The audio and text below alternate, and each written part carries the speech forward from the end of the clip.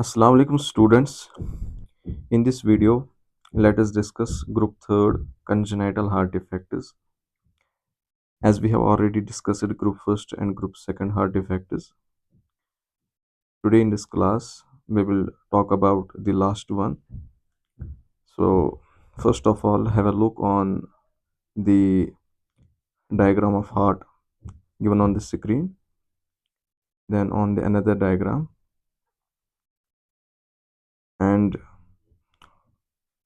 what are the group third congenital heart defects in the child health nursing subject? Stenosis, anatomical narrowing occurs in those areas of the heart from where blood exits leaves the heart. तो इसके अंदर stenosis हो जाती है। Stenosis का मतलब होता है नैरो हो जाना, ठीक है। और उन जगहों पर हार्ट के एरियाज नैरो हो जाते हैं जहाँ से ब्लड को बाहर निकलना होता है, जैसे कि एओर्टा या पल्मोनरी आर्टरी, ठीक है। और उसी वजह से इनको ऑब्स्ट्रक्टिव हार्ट डिफेक्ट्स कहा जाता है। आप यहाँ पर आ जाइए, ठीक है। तो ये है पल्मोनरी आर्टरी, ठीक है, और ये है एओर्टा। तो इन एरियाज पे ब्लड को बाहर निकलना होता है, ठीक। अब अगर यहीं पर रास्ता तंग हो जाएगा तो ब्लड बाहर निकल सकता है? नहीं निकल सकता है, ठीक है। तो ऐसा ही कुछ इन डिफेक्ट्स के अंदर हो जाता है, ठीक है। Obstructive heart disease decreases pulmonary and aortic blood flow. Coarctation of aorta, pulmonary stenosis and aortic stenosis are its examples. ठीक है। तो इन डिजीज के अंदर हार्ट में से ब्लड बाहर नहीं निकलता है अच्छी तरह से, ठीक, जिसको हम ओब्स्ट्रक्शन से भी ताबिर दे सकते हैं, ठीक है। तो इनमें सबसे पहले आता है कोआक्टेशन ऑफ द एओर्टा। कोआक्टेशन का मतलब होता है स्ट्रक्चर, रास्ता तंग हो जाना। फॉर एग्जांपल, अगर ब्लड वेसल इतनी मोटी होनी चाहिए तो वो इतनी ही रहकर रह जाएगी, ठीक है। This would be termed as stenosis.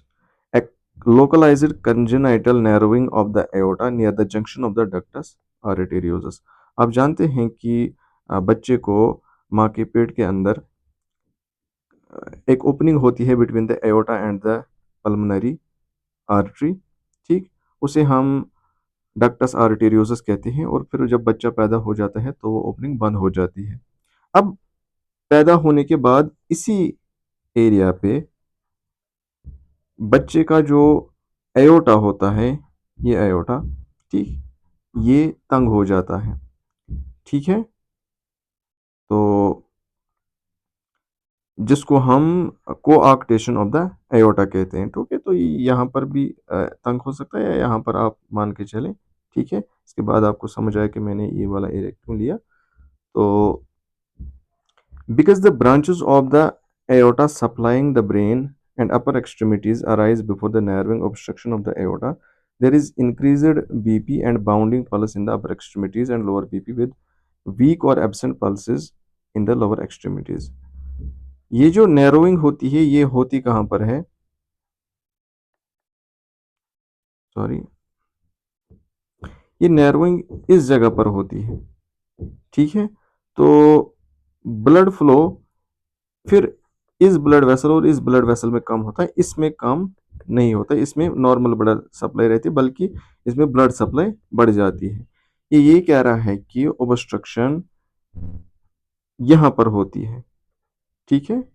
For example, मिसाल के तौर पर हम मान के चले ओब्स्ट्रक्शन यहाँ पर होगी, तो ये जो ब्लड वेसल है ये वाली, ये अपर एक्सट्रीमिटीज और ब्रेन को ब्लड सप्लाई करती है।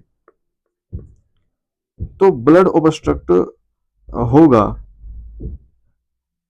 लेकिन उसका मेन फ्लो अब इधर की ओर रहेगा, ठीक। इनमें ब्लड फ्लो कम हो जाएगा, इनमें ब्लड फ्लो कम हो जाएगा। एक सेकेंड।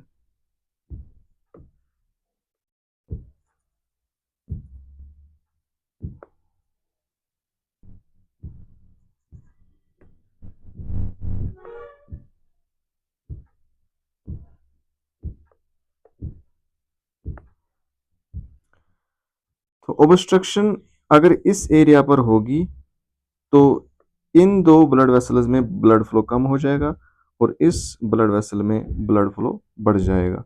ठीक। और ये जो ब्लड वेसल है ये ब्रेन और अपर एक्सट्रीमिटीज को ब्लड प्रोवाइड करती है, तो उनको ब्लड बढ़ जाएगा लेकिन इन दोनों को ब्लड कम हो जाएगा। ठीक। और इसी वजह से डिफरेंट साइन एंड सिम्टम्स वजूद में आएंगे। ठीक है, आप देखिए इन द क्लिनिकल मैनिफेस्टेशंस बच्चे में हाइपरटेंशन होगा क्योंकि बीपी बढ़ जाएगा अपर एक्सट्रीमिटीज और ब्रेन में। ठीक ऐसे ही आर्म्स में भी पल्स बहुत स्ट्रांग होगा, साथ में इपिस इपिस्टाइसिस होगी, नेजल ब्लीडिंग हाइपरटेंशन की वजह से। और ऐसे ही जो फिमोरल पल्स होगा वो वीक और एब्सेंट हो जाएगा, इसलिए क्योंकि फिमोरल रीजन लोअर एक्सट्रीमिटीज में आता है। ठीक। साथ में क्या होगा, डिस्निया होगा। अगर बच्चा दौड़ेगा तो बॉडी को ज़्यादा एनर्जी की ज़रूरत होगी, ज़्यादा ऑक्सीजन की ज़रूरत होगी, ज़्यादा ब्लड की ज़रूरत होगी और यहाँ से एओर्टा सप्लाई नहीं कर पाता है, तो फिर बॉडी ज़्यादा ऑक्सीजन की डिमांड करेगी और उससे ब्रेथलेसनेस होगी। ठीक। और लोअर एक्सट्रीमिटीज़ में चूंकि ब्लड कम पहुंच रहा है तो वो उनकी एक्सट्रीमिटीज़ तो वो कम होंगी। ठीक है। अब हम इसको कैसे ठीक करेंगे, तो इसमें हम डायरेक्टली सर्जरी करेंगे। सर्जरी क्या करेंगे कि जहां पर रास्ता तंग हो गया है, ठीक है, उस रास्ते को हम खोलेंगे। किस तरीके से, उस रास्ते को काटेंगे डायरेक्टली, फिर जो नॉर्मल एरियाज होंगे उनको आपस में जोड़ेंगे। ठीक है। अब दूसरा एक डिसऑर्डर आता है एओर्टिक स्टेनोसिस का। एओर्टिक स्टेनोसिस क्या है, आप ध्यान दीजिए। अब फिर से एओर्टा पर आइए, ये यहाँ पर एओर्टा है। ठीक है। अब यहाँ पर फिर से इसका रास्ता तंग हो रहा है। फॉर एग्जाम्पल अगर एओर्टा को इतना वाइड होना चाहिए तो इतना ही रहेगा। ठीक है। So this is known as aortic stenosis. Impairment of blood flow from the left ventricle to the aorta due to narrowing or obstruction of the aortic valve। ठीक है, एओर्टा का रास्ता तंग हो जाता है, ठीक, या एओर्टा में ऑब्स्ट्रक्शन आ जाए ड्यू टू एओर्टिक वैल्यू। अब यहाँ पर मेन चीज एओर्टिक वैल्यू का मसला है। ठीक है। आप जानते हैं कि हार्ट में एओर्टा के अंदर, पल्मोनरी आर्टरी के अंदर और ऐसे ही राइट और लेफ्ट वेंट्रिकल के अंदर, सॉरी, राइट और राइट वेंट्रिकल के अंदर और लेफ्ट वेंट्रिकल के बीच डिफरेंट वैल्यूज होते हैं। तो यहाँ पर जो एओर्टा का वैल्यू होता है, इसको हम एओर्टिक वैल्यू कहते हैं, ये ट्राइकस्पिड होता है। ठीक, इसमें 3 कस्प्स होते हैं। अब इसी में प्रॉब्लम हो जाएगी।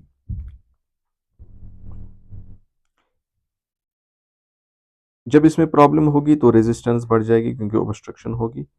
ठीक।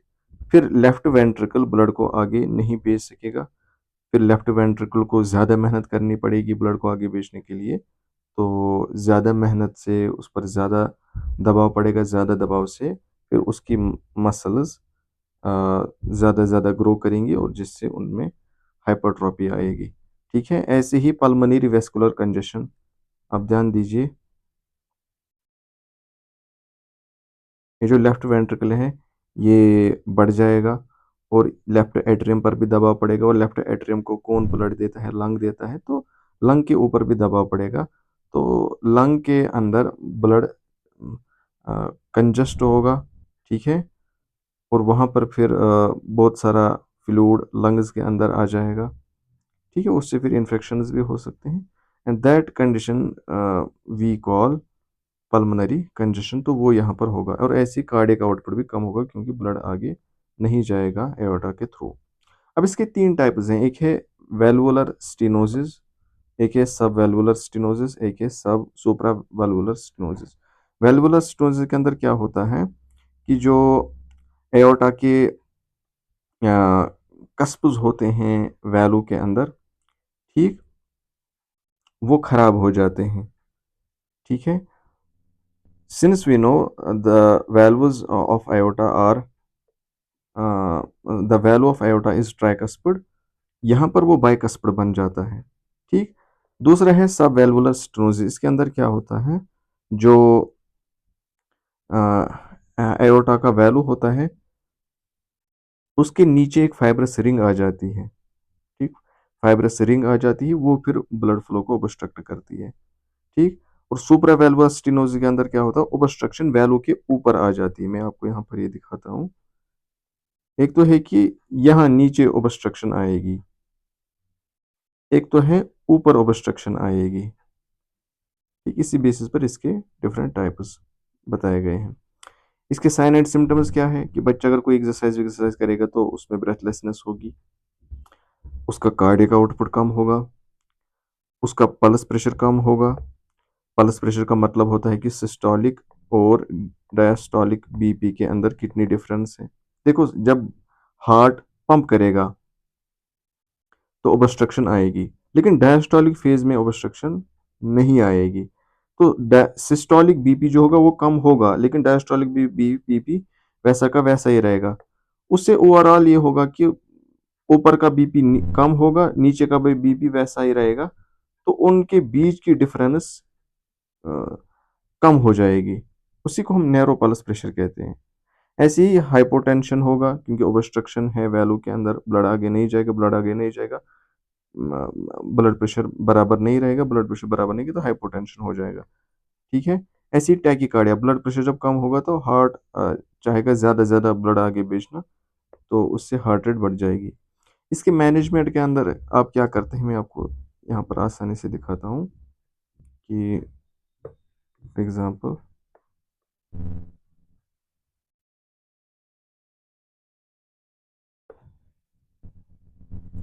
ये जो यहाँ का वैल्यू है, इसके अंदर आप एक कैथेटर इंसर्ट करेंगे, उस कैथेटर में बैलून लगा के होगा। ठीक। तो यहाँ पर पहुंचकर आप उस बैलून को इन्फ्लेट करेंगे, उसमें आप समझो है फूक मारेंगे। ठीक है, समझाने के लिए बता रहा हूँ। तो जिससे वो बढ़ जाएगा, और जिससे वो जब वो बढ़ जाएगा तो वैल्यू भी खुल जाएगा। तो एक तो ये प्रोसीजर है। दूसरा है कि आप वैल्यू को पूरा का पूरा ही रिप्लेस करेंगे। ठीक है, वो भी आप कर सकते हैं।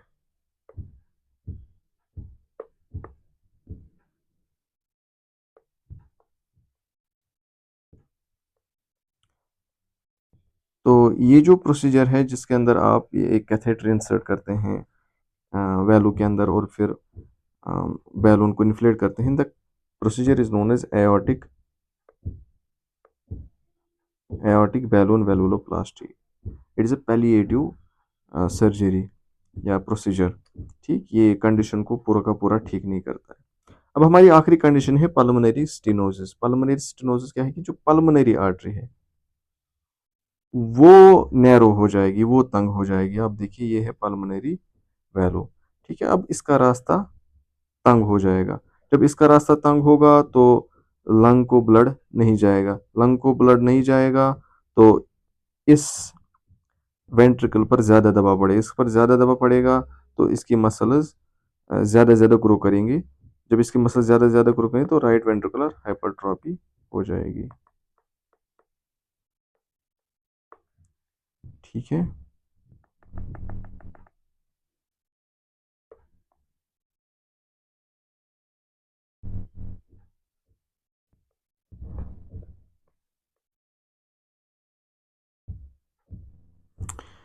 Pulmonary stenosis is the narrowing of the pulmonary artery or pulmonary valve at its entrance. Resistance to blood flow causes right ventricular hypertrophy and decreased pulmonary blood flow। यही मैंने बोला। ठीक। अब इसमें एक कंडीशन आती है पल्मोनरी एट्रीशिया की। ये एक ऐसी कंडीशन है जिसमें पल्मोनरी वैल्यू तो तंग नहीं होता, बल्कि पूरा का पूरा बंद ही हो जाता है। ठीक। या वो वैल्यू होगा ही नहीं, तो इसमें फिर लंग्स को ब्लड बिल्कुल नहीं जाएगा। तो एक एक्सट्रीम कंडीशन है, तो इसमें ज़्यादा प्रॉब्लम होगी। अब हम इसके साइन एंड सिम्टम्स की बात करते हैं। तो साइन एंड सिम्टम्स में बच्चे में माइल्ड बिल्विज डिस्कलरेशन होगी, विच इज कॉल्ड साइनोसिस। ठीक। बच्चा ज़्यादा एक्सरसाइज नहीं कर सकेगा। आप को पता है कि राइट वेंट्रिकल पर ज़्यादा दबाव पड़ रहा है, तो उस दबाव से फिर एक बार वो ब्लड को अच्छी तरह से आगे नहीं भेज सकेगा, और इस कंडीशन को हम कंजेस्टिव हार्ट फेलियर कहते हैं। और ऐसे ही बच्चा कोई भी एक्सरसाइज करेगा उसमें ब्रेथलेसनेस होगी, ठीक है, क्योंकि लंग्स को ब्लड कम जाता है। इसमें प्रोसीजर क्या है?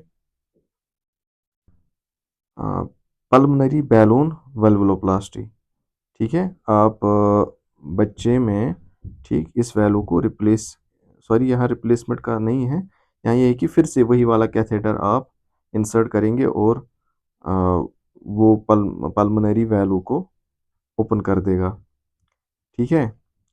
अब इसमें सर्जरी के बाद बच्चे का मैनेजमेंट आएगा कि अगर आपने बच्चे का अ, ठीक है वैल्यू ठीक कर लिया या कोई भी प्रोसीजर उसके ऊपर अप्लाई किया, अब उसके बाद उसको किन चीज़ों का ख्याल रखना चाहिए, ठीक। पेरेंट्स को बताया जाए कि कार्डियक सर्जरी के बाद, ठीक है, उसको 2 या बहुत हफ्तों तक, ठीक है, उसको घर से बाहर नहीं निकलने देना है कि वो बाकी बच्चों के साथ खेले, क्योंकि उसको वहाँ पर इन्फेक्शन हो सकता है, उसके जिस्म पर दबाव पड़ सकता है, उसके हार्ट के वुंड्स पर दबाव पड़ सकता है। ऐसे क्राउडेड प्लेसेस को उसने अवॉइड करना है, क्योंकि वहाँ पर उसको इन्फेक्शन लग सकता है, यहाँ से वो सर्जरी से रिकवर हो रहा है। तो और ऐसी ऐसी एक्टिविटीज़ जिसमें उसको इंजरी हो, जैसे बाइसिकल राइडिंग है या कोई भी खतरनाक वाली एक्टिविटी है, तो वो उसको नहीं करे, उसमें उसको इंजरी हो सकती है 2 से 4 हफ्तों तक।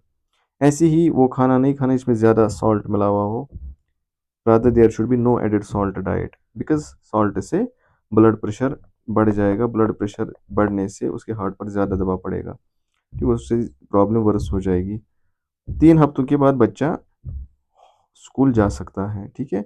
इम्यूनाइजेशन उसमें नहीं करनी है, कोई इन्वेजिव प्रोसीजर 2 महीनों तक नहीं करना है, क्योंकि इम्यूनाइजेशन भी नो कि एंटीजन्स ही होते हैं, ठीक, तो वो नॉर्मल लोगों के लिए होते हैं। तो इसका पहले से ही हार्ट प्रॉब्लम में है, तो ऐसा कोई काम नहीं करना है जिससे इसकी बॉडी स्ट्रेस में चली जाए। ऐसे ही अगर आपको दिखा कि बच्चे को कफिंग हो रही है, टेकिपनिया हो रहा है, साइनोसिस हो रही है, या वोमिटिंग हो रही है, फीवर हो रहा है, या कुछ हो रहा है, तो ये इन्फेक्शन के साइन एंड सिम्टम्स हो सकते हैं। तो बच्चे को इन्फेक्शन नहीं होना चाहिए, फ़ौरन आप डॉक्टर को नोटिफ़ाई करेंगे, और वो आके बच्चे को चेकअप करेगा और उसको ठीक करने की कोशिश करेगा। तो यहाँ पर हमारे हार्ट डिफेक्ट्स कंप्लीट हो जाते हैं। आई होप आपको ये टॉपिक समझ आया होगा, ठीक है। तो इसके बाद 1-2 और टॉपिक्स हैं, तो आज के लिए फ़िलहाल इतना ही। मिलते हैं आइंदा वीडियो में, तब तक के लिए अल्लाह हाफ़िज़।